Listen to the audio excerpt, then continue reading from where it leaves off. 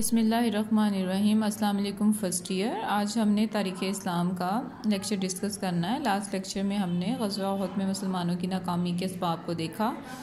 آج ہم نے غزوہ احد کے نتائج یا اس کے اثرات دیکھنے ہیں کہ یہ کیا تھے۔ غزوہ جو احد ہے وہ مسلمانوں کی تربیت کے نقطۂ نظر سے ایک بہت ہی اہمیت کا حامل ہے، اور اس کے جو تھے عرب کی سیاسی صورتحال پر بہت ہی گہرے اثرات مرتب ہوئے ہیں۔ اس میں سے چند ایک کو ہم دیکھیں گے، جس میں سے سب سے پہلے آئے گا کہ حب مال پر ضربے کاری۔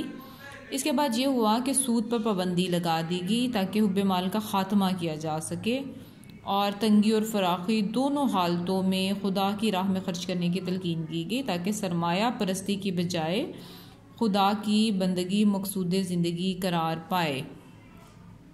دوسرے نمبر پہ انہوں نے تربیت کی خامیوں کو دور کرنا کہ اطاعت رسول صلی اللہ علیہ وآلہ وسلم پر پورا زور دیا گیا، اور جہاد سے منہ موڑنے پر سختی سے تنبیہ کی گئی، اور مزید آزمائشوں کے لیے مسلمانوں کو ذہنی طور پر تیار کیا گیا۔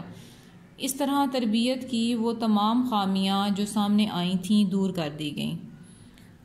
اور تیسرے نمبر پہ غزوہ احزاب کا پیش خیمہ۔ غزوہ احد میں قریش کی کامیابی کا ایک نتیجہ یہ بھی نکلا کہ ان کے جوش انتقام کی تسکین ہو گئی، اور اگلے ہی سال مدینہ پر حملہ کرنے کی بجائے انہوں نے 2-3 سال بعد مدینہ پر بھرپور حملہ کیا، اور احد کی اس کامیابی سے ان کے حوصلے بلند کر دیے تھے۔ اس لیے ان کے اس حملے کا مقصد یہ تھا کہ وہ نعوذ باللہ اسلامی ریاست کو ہمیشہ کے لیے ختم ہی کر ڈالیں گے۔ اور قبائل کے معاندانہ روش۔